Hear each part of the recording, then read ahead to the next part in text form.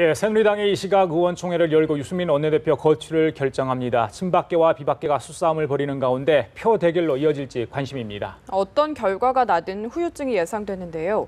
고영신 한양대 특임교수, 황태순 정치평론가 두 분 모시고 이야기 나눠보겠습니다. 어서 오십시오. 네, 안녕하세요. 안녕하세요. 자, 결국 우총으로 가네요. 예. 6월 25일 의회의 발언 이후에 13일 만인데, 자, 오늘 하여튼 뭐 거취가 결정이 날 것으로 좀 예상이 되는데, 일단 안건명 얘기도 잠깐 해보고 가겠습니다. 안건이요? 예, 안건명이 바뀌었잖아요. 어제 사실 오전에 보면 새누리당 긴급 최고위원회에서 안건명 자체를 새누리당의 미래와 박근혜 정부의 성공을 위한 원내대표 사퇴 권고 결의안. 엄청 깁니다. 굉장히 깁니다. 예. 이게 뭐 요지는 뭐냐니까 원내대표가 새누리당의 미래와 박근혜 정부 성공에 걸림돌이 되니까 사퇴를 권고하겠다. 이것을 논의하자. 사퇴 권고 결의안을 채택하자. 이런 이야기였는데 아까 잠깐 그 화면 나왔습니다. 박민식 의원, 부산 지역이죠. 근데 박민식 의원 등 재선 의원 지난번에 한 20명 정도 6월 29일 날 서명하지 않았어요. 그중에 11분이 모였어요. 오후에 모여서 안 된다. 이런 식으로 유승민 원내대표가 쉽게 해서 단두대로 가는 길을 만들어 놓고 그런 식으로 모아갈 수는 없지 않느냐. 굉장히 강하게 반발했습니다. 김무성 대표가 이제 화들짝 놀라서 그 모여있는 11명 모여있는 그 소회의실을 찾아갔죠. 그래서 경론이 벌어진 끝에 채택한 것이 유승민, 이제 바뀐 내용입니다. 유승민 원내대표 거취에 대한 논의의 건. 굉장히 뭐 중립적인데 당초 이것을 갖다 이해하기 위해서는 당초 그 전날 있었던 긴급 최고회의에서의 분위기는 뭐였냐니까 유승민 원내대표 불신임건이었습니다. 근데 불신임건을 갖다 원유철 정책위장이 강하게 태클을 걸었죠. 이건 아니다. 그래서 그것을 사퇴 권고 결의안으로 바꾼 것을 또다시 박민식 의원 등 재선 의원들, 이른바 요즘 유승민 원내대표의 호위무사를 자처하는 그 재선 의원들이 강하게 태클을 또 걸고 그 스크럼을 짜니까 김무성 대표가 한 걸음 물러나서 유승민 원내대표 거취에 관한 논의의 건으로 바꿨는데 이렇게 되니까 또 서청원 최고가 또 펄쩍 뛰어요. 서청원 최고가 김무성 대표를 향해서 이게 뭐냐, 이게 흔한 얘기로 이게 죽도 밥도 아닌 이런 식의 이야기 어디 있느냐. 이 논의 자체, 내용 자체는 유승민 원내대표에게 일단 드러내자는 이야기인데 이렇게 되면 이거는 뭐냐니까 백가쟁명, 백화제방, 모든 입 달린 사람은 다 이야기하는 만인 대 만인의 투쟁, 한마디로 난장판이 된다 하는 것이 서청원 최고의 말씀인데 어쨌든 이런 식으로 결정되었는데 저는 사실 개인적으로는 서청원 최고의 말씀이 보다 더 합리적이라고 생각합니다. 어차피 결론 뭐 사실 그런 식으로 다 결론 뻔히 난 거 알면서도 이런 식으로 유승민 원내대표 거취에 관한 논의의 건 하는 순간 오늘 이른바 비박, 친박, 친이해갖고 모두 이야기해갖고 그야말로 흔한 얘기로 예전에 보면은 침몰 직전에 야당에서나 볼 수 있었던 난장판의 모습 혹시 연출되지 않을까. 이것은 집권당을 바라보는 국민들은 야당을 바라보는 국민들의 시각과 또 다릅니다. 왜? 집권당의 일거수일투족은 국정에 직접적으로 책임이 있거든요. 이런 난장판의 모습을 보는 국민들의 마음이 어떻겠습니까? 어쨌든 이 사건이 끝나게 되면은 일단 일단락되게 되면 새누리당 의원을 비롯해서 관계자들은 다 국민들 앞에 섞어 대제해야 될 겁니다. 한 9시 15분 정도에 이제 이 의총이 시작이 된 것 같습니다. 당초보다 한 10여 분 늦게 됐는데 지금 뭐 열띤 토론을 하고 있겠죠. 그러겠죠. 뭐 워낙 뭐 첨예한 사안이고 또 그동안 뭐 잘 아시다시피 경과 자체부터가 지금 방금 황 의원 말씀하신 대로 이 안건의 명칭을 놓고도 여러 차례 그 명칭이 바뀔 정도로 친박과 비박 간의 정치적 이해관계가 다르고 또 의견들도 다 백가쟁명 아닙니까? 뭐 친박 비박이라고 하지만 그 내에서도 뭐 각자 다르기 때문에 어떻게 보면은 뭐 좀 심하게 하면 중구난방이 될 수도 있고 뭐 배가 산으로 가는 거 아니냐 할 수도 있지만 또 민주정당이라는 게 또 다양한 의견들이 또 이렇게 분출되는 것도 또 바람직한 겁니다. 특히 뭐 유승민 원내대표 경우 뭐 본인으로서는 또 억울한 측면도 없지 않은 것은 사실이거든요. 뭐 본인이 결정적인 무슨 흠결이 있었던 건 아니고 뭐 국회법 개정안 이 문제 아닙니까? 결국은 거부권 행사한 거고 그 밑바닥에는 물론 박근혜 대통령과 좀 대립각을 세워서 박근혜 대통령 기본 어떤 정치 철학이랄까 이런 부분에 대해서 원내대표, 의원 개인의 정치적 소신이 아닌 원내대표 입장에서 반대를 했기 때문에 뭐 박근혜 대통령이 같이 갈 수 없는 거 아니냐 이런 입장 표명이 있어서 지금 이 상황까지 온 거죠. 뭐 반드시 국회법 개정안 때문에 일어난 것은 아니고요.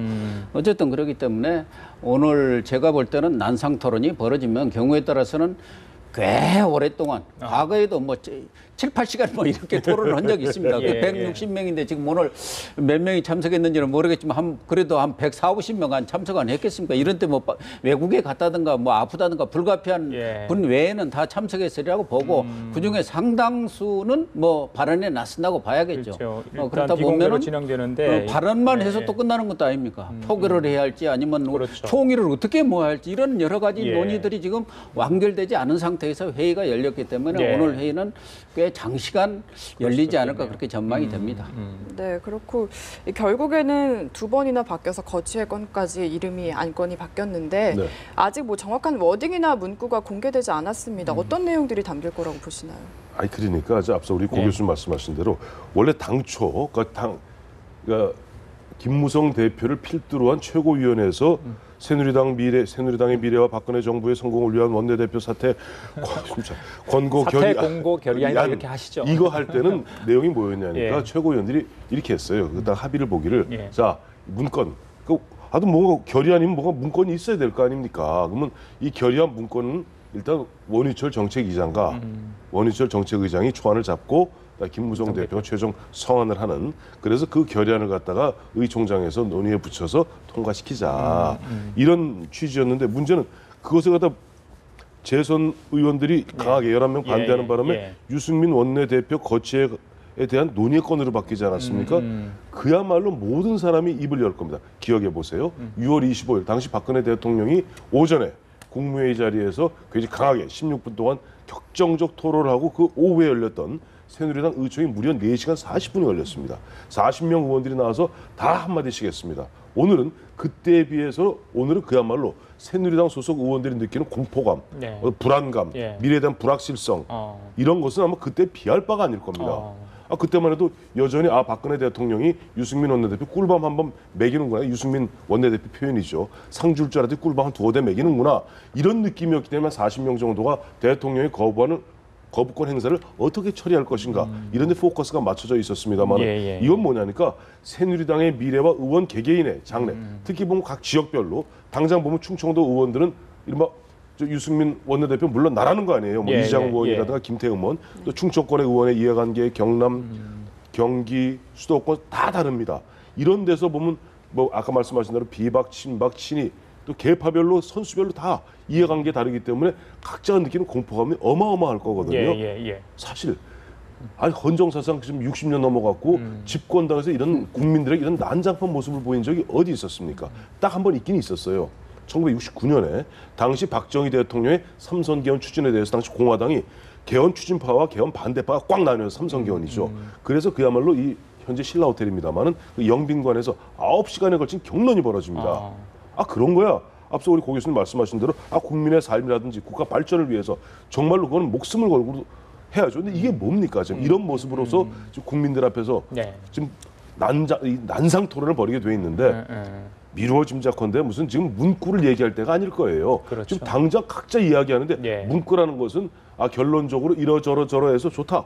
그렇다면은 유승민 원내대표를 갖다가 이러이러한 형식을 갖춰서 명예롭게 물러나는 방향으로 잡자. 그러면 결의안을 근데 결의안 채택에 무슨 합의에 이르기가 아마 저 연목 9호일 텐데 이게 가능하겠습니까? 그래서 이 문구 뭐 이걸 따질 그런 입장은 아닌 것 같아요. 그래요. 그런데 이 여당이 원내대표를 물러나거나 의총을 개최하는 게 아마 처음 아닌가 이런 생각. 처음이죠. 처음 생각 드는데 이 새정치민주연합은 이런 게 당원 당규에 있다고 합니다. 근데 새누리당은 없다고 그래요. 그렇다 보니까 이 절차상의 문제가 있는 건 아니냐 이런 뭐 지적도 있는데 어떻게 보세요, 그 부분은? 근데 뭐 절차의 문제는 아닌 것 같아요. 과거에는 대통령이 총재를 겸했어요. 그러니까 당직을 개편해버린 겁니다. 그래서 우리가 정부와 당을 그냥 한 번에 이렇게 샤프를 개편하고 그랬지 않습니까? 과거에는. 그러니까 그런 문제가 있을 수가 없는데 지금은 대통령은 하나의 당원으로만 남는 것이고 실제적으로는 총재로서 당을 관할하는 역할을 하지 않고 있는 그런 상황인데 물론 뭐 당은 당규상 보면은 새누리당은 원내대표를 뽑는 것은 뭐 합의해서 뽑을 수도 있고 전에 이완구 원내대표처럼 아닐 경우는 경선을 해서 뽑는 경우는 있는데 뭐 해임하는 그런 절차는 없어요. 그러나 새정치민주연합은 해임의 절차가 있기는 있습니다.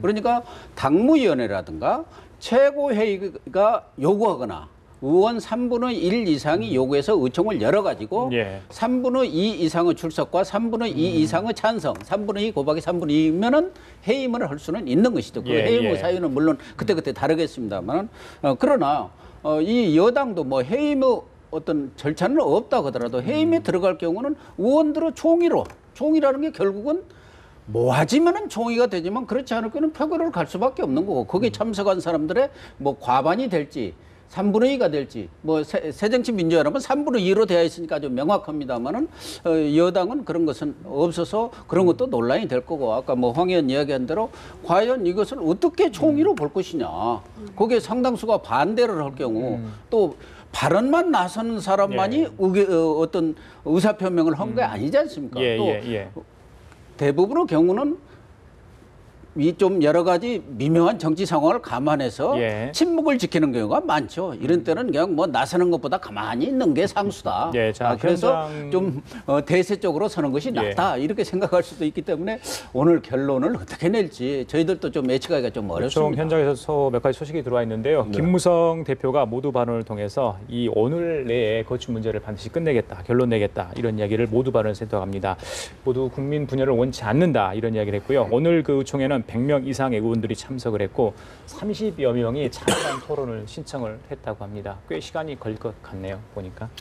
그렇죠. 근데 저 새정치민주연합에는 야당은 과거부터 그런 당에 어떻게 보면 그런 분규들이 있었고 갈등들이 일것 같아 해소하는 방법을 3분의 2 찬성에 3분의 2 참석에 3분의 2 찬성은 9분의 4죠. 근데 새누리당에 딱 떨어지는 그런 조항은 없습니다만은 새누리당 의원총회에서 새로운 원내대표를 선출하기 위해서는 재석이 아니라 재적 의원의 과반을 득표해야지 원내대표가 될 수 있습니다. 그러니까 160명이니까 81표 이상을 얻어야지 원내대표가 된다는 것을 갖다가 봤을 때 이 사람을 해임하기 위해서도 같은 것을 적용하는 것이 맞죠. 그러면 최소한 160명 중에 굳이 해임을 한다면은 81명 이상의 의원들이 자, 유승민 원내대표 더 이상 못 믿겠다. 우리 원내대표부로서의 원내대표를 이끄는, 대표부를 이끄는, 국회의원들이 이끄는 안 되겠다고 81명이 불신임한다면 그건 유승민 원내대표도 그만둬야 되겠습니다만은 지금 김무성 대표가 오늘 중에 반드시 결론 내야 된다 하는 얘기를 딱 듣는 순간 오늘 중에 결론 나기 힘들겠구나 하는 생각이 드는 게 꼭 저만의 생각일까요? 아마 오늘 결론 내기가 그리 쉽지는 않을 겁니다. 오늘 결론을 내기 어렵겠다 이렇게 말씀하시는데 이게 이제 첨예하게 이렇게 갈라지는 경우 결론을 내기가 좀 어려울 수도 있죠. 뭐 내일까지도 이어질 수도 있는 것이고 회의라는 게 어쨌든 제가 보기에는 이 문제는 조기에 결단을 내는 게 맞습니다. 이게 엉클어져 있을 때는 뭐 이렇게 시간을 끝나고 해결되는 문제는 아니기 때문에 제가 볼 때는 경우에 따라서는 표결을 통해서라도 매듭을 제하는데 그 표결을 어쨌든 뭐 당 지도부는 물론이고 청와대도 표결하는 것은 원치는 않을 겁니다. 그렇게 올 경우 말하자면 박근혜 대통령이냐 유승민이냐 이 선택의 문제가 있는 거고 그것에 따른 후유증이라는 건 참 말할 수가 없죠. 예를 들면은 뭐 유승민 원내대표가 해임 쪽으로 뭐 물러나는 쪽으로 결론이 난다면 모르지만 만약 당에서 유승민 원내대표 재신임 쪽으로 지난번의 경우는 재신임을 하더라도 아까 황 의원 얘기한 대로 뭐 유승민 원내대표도 그렇고 의원들도 그렇고 회초리 정도로 생각을 했어요. 잘하라는 회초리. 근데 뒤에 드러난 것은 철퇴란 말이에요. 철퇴를 친 거구나. 이런 상황에서 만약에 유승민 원내대표 유임으로 결론이 났다. 투표 결과. 그러면 박근혜 대통령과는 결별을 해야죠.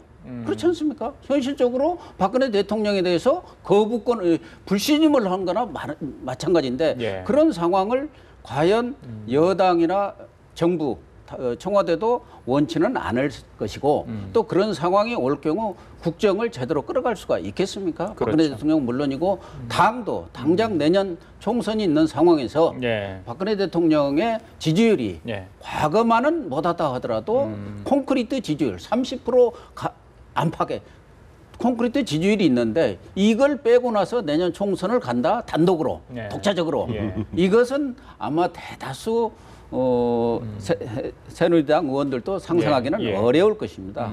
그래서 어떻게든 김무성 대표는 이것을 오래 끌어서는 안 된다는 점과 투표를 하지 않고 좀 난상 토론을 하더라도 총의를 모아나가자.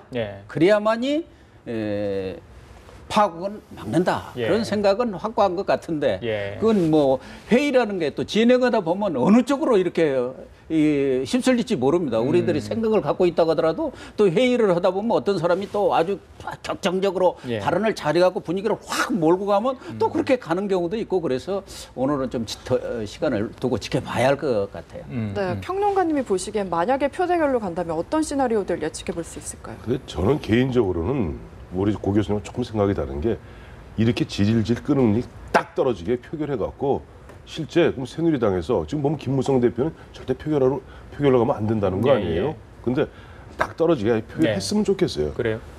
확실하죠. 뭐 두 부분 자르듯이. 예. 그러면 한쪽에서 그러면 자 유승민 원내대표 물러가라. 예를 들어서 한 100명 안 된다. 당내 민주주의 지켜야 된다. 50명. 그럼 물러가는 거죠. 그래요? 근데 그렇게 되었을 경우 물론 상처를 입는다고 예, 하지만은 실제 표결로 뭐 좀 김무성 대표 지금 유승민 원내대표는 당사자이기 때문에 이 회의에 참석을 안 하게 돼 있습니다.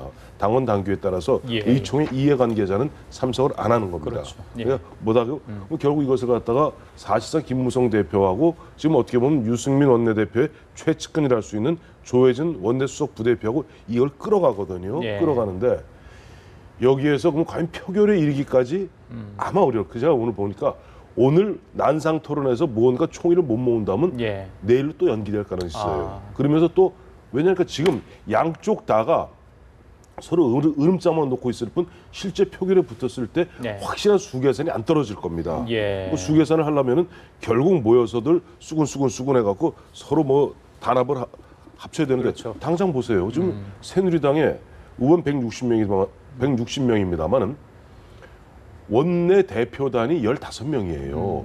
원내 대표 1명에다가 수석 부대표를 비롯한 원내 부대표들 14명이 있어요. 이 사람들은 어쨌든 유승민 원내대표가 어쨌든 흐름을 같이 할 수밖에 없지 않습니까?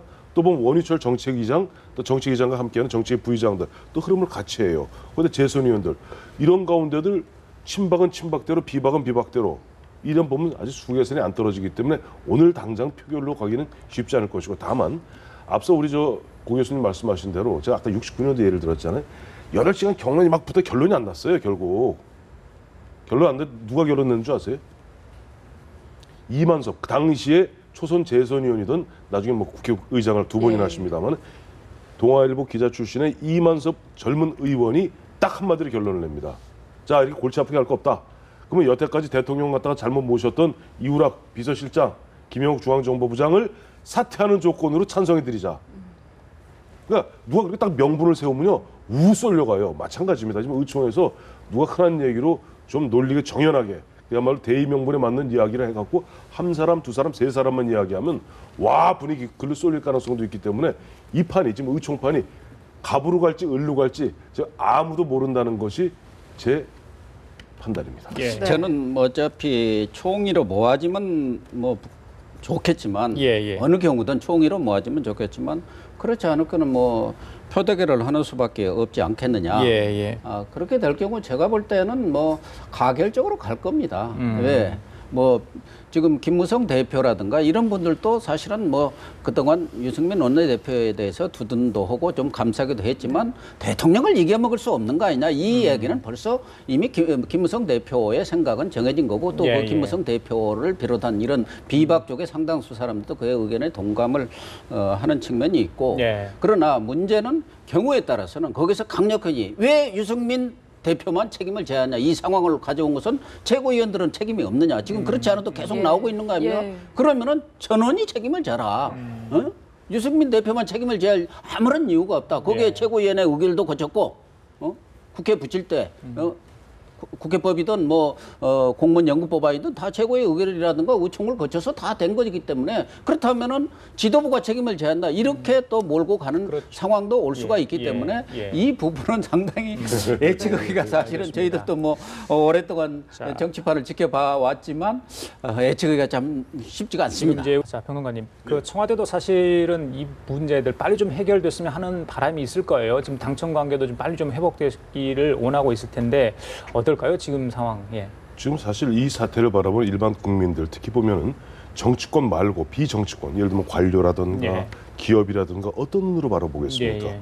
이렇게 볼 겁니다. 아, 박근혜 대통령의 레이저가 당 대표 시절의 레이저의 100분의 1도 안 되는구나 생각을 해보세요. 대통령이 국무회의 자리에서 그야말로 여당의 원내 사령탑을 딱 찍어서 그야말로 국민들에 대한 배신이며 국민들이 선거를 통해서 심판해 주셔야 됩니다라고 이야기할 정도로 격정적으로 토로했음에도 불구하고 새누리당 내 이미 박근혜 대통령을 갖다가 옹유한다고나 할까요? 그런 친박 세력이 어떻게 보면 세에서 밀리는 통에 그다음 13일 지금 거의 2주가 지나고 있지 않습니까? 2주가 지난 상태에서 사실상 이 비정상적인 상태 때문에 국정이 제대로 돌아가고 있지 않는 거예요. 지금 당정청 지금 무슨 뭐 정책 조정이 있습니까? 뭐가 있습니까? 이런 상태, 즉 박근혜 대통령이 사실 이번 유승민 원내대표가 우여곡절 끝에 사퇴한다 하더라도 사실 박근혜 대통령의 리더십에도 상당한 손상이 온 것만은 사실입니다. 사실 과거 야당 시절에 한나라당 대표 시절의 박근혜 대표의 위상이라는 것은 하면 딱 일사불란하게 움직였어요. 근데 지금 안 그렇잖아요.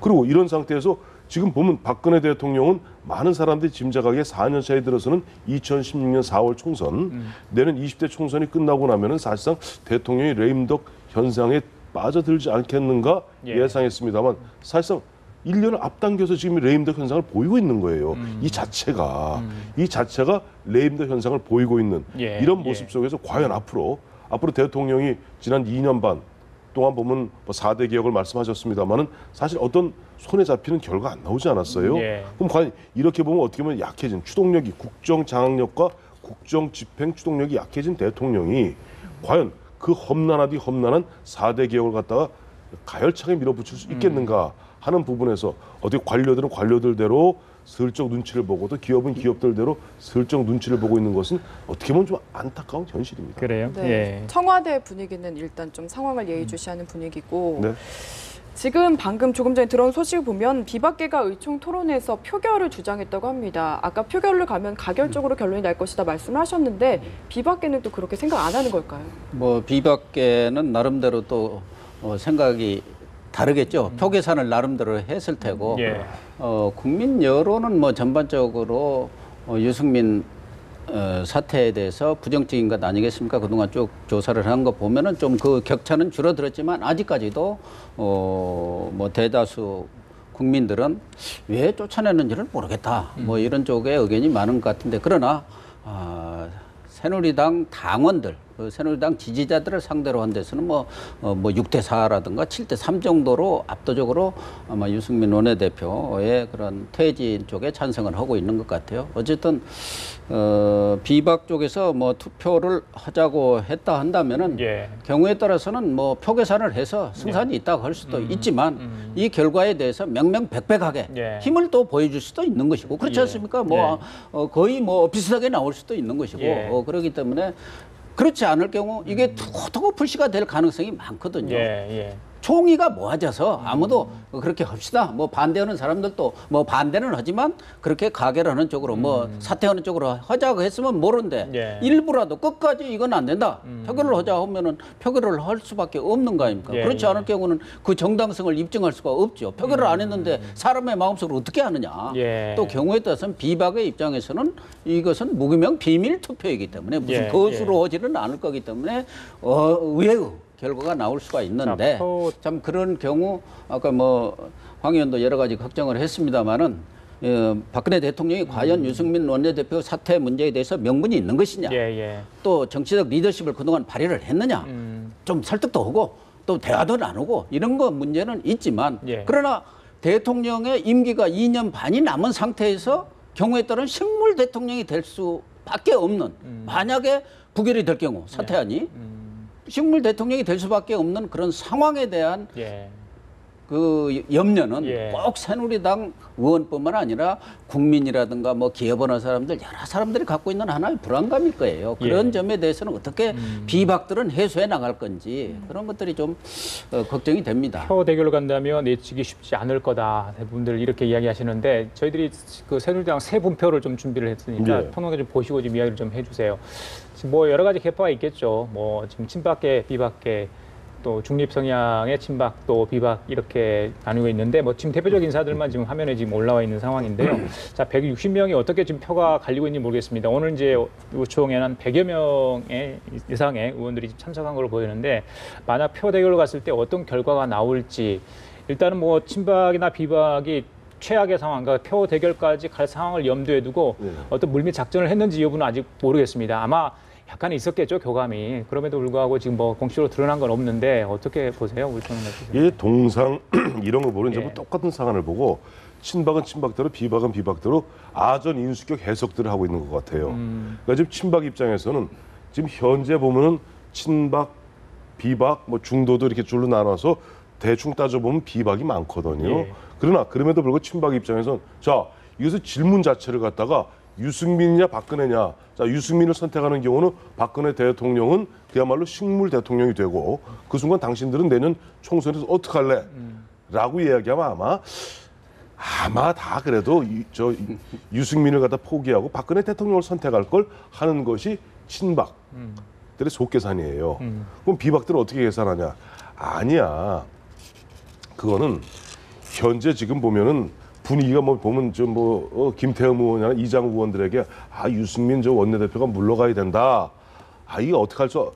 뭐 억울하더라도 좀 물러서야 되는 거 아니냐? 나라를 위해서 선당후사 해야 되는 것 아니냐고 이야기하는 사람이 100명 된다고 하지만은 실제 그러면 자 유승민 원내대표를 갖다가 정치적으로 그러면 사실상 그렇게 뭐 사형 선고까지는 아닙니다만 정치적으로 그렇게 유죄를 때릴 것이냐 말 것이냐 하는 부분에 있어. 앞서 우리 고 교수님 말씀하신 대로 국회의 아름다운 관행 중에 하나가 뭐냐니까 인사에 관한 것은 반드시 무기명 비밀 투표입니다. 인사에 관한 것이. 왜? 그것도 그 보는 앞에 이러면 평생 원수되거든요. 그렇지 않겠어요? 그렇게 무기명 비밀 투표로 갔을 때 나 하나쯤이야.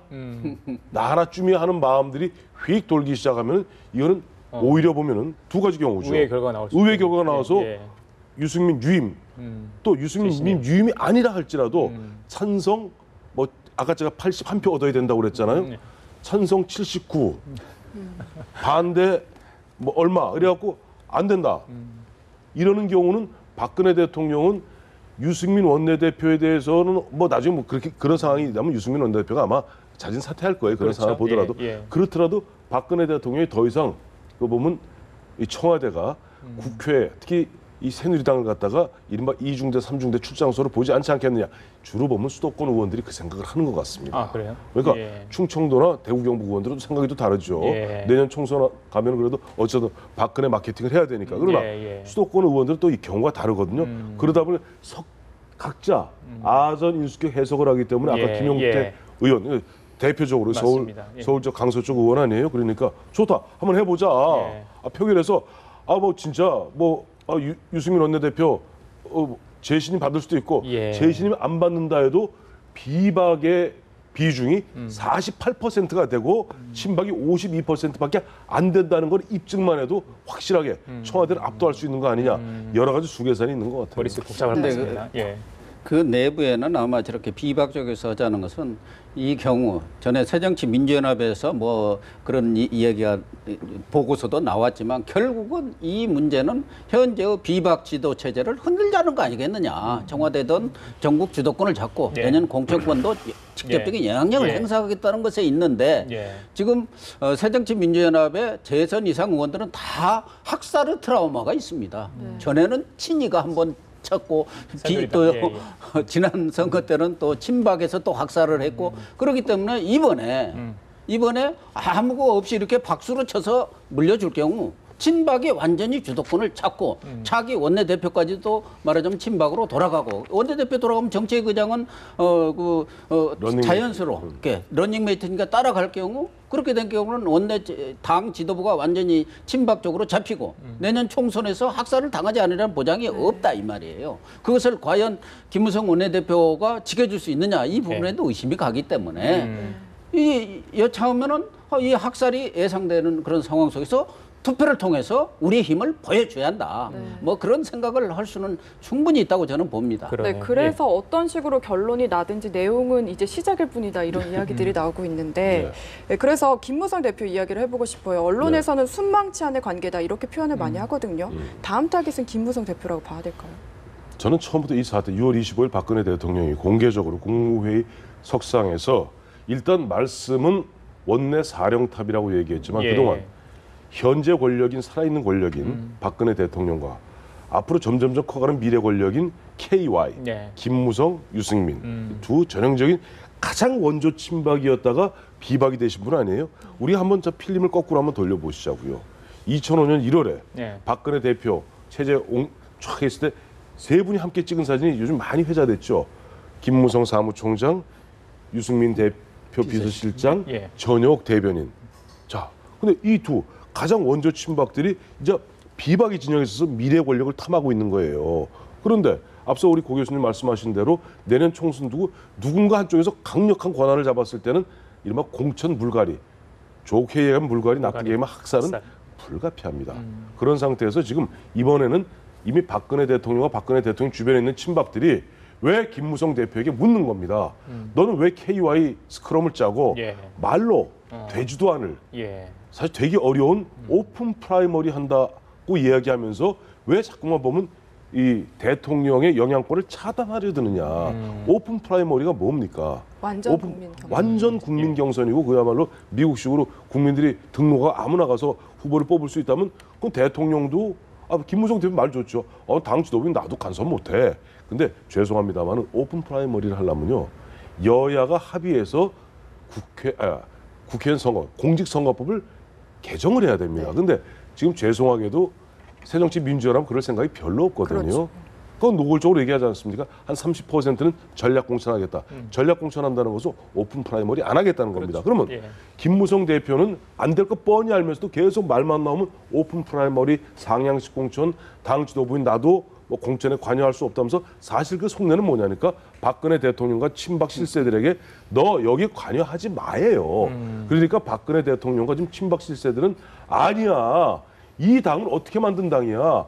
박근혜 대통령이 비상대책위원 때 그야말로 전국을 뛰어다니면서 만들어놓은 박근혜표 당 새누리당이야. 왜 네가 나중에 들어온 네 CEO가 왜 보면 주인 행세를 해. 공천권 내놔. 이게 본질이에요. 그렇기 때문에 아까 앵커께서 말씀하신 대로 유승민 원내대표를 무력화 시킨 다음에는 아마 김무성 대표를 갖다 내치지는 않을 겁니다. 하지만 상당 부분 무력화 시킨 가운데 즉 친박과 박근혜 대통령이 장악한 상태에 그야말로 좀 명목상의 대표로 격화시키는 작업은 할 것이라고 보입니다. 오늘 뭐 어떤 결과가 나든 김 대표로서는 부담이 되겠네요. 두고두고 이게 뭐 꼬리표가 되지 않을까요? 크게 부담이 되겠죠. 옛날에 그 정치인들이 여당, 야당 개파를 왔다 갔다 할 때 철새 정치는 미래가 없다. 근데 요즘 뭐 김무성 대표에 대해서 양다리다. 양다리 정치에는 미래가 없다. 뭐 이런 얘기도 할 수가 있는데 뭐 저는 양다리라고 보지는 않습니다. 양다리라는 것은 두 사람이 힘이 같을 때 양다리지.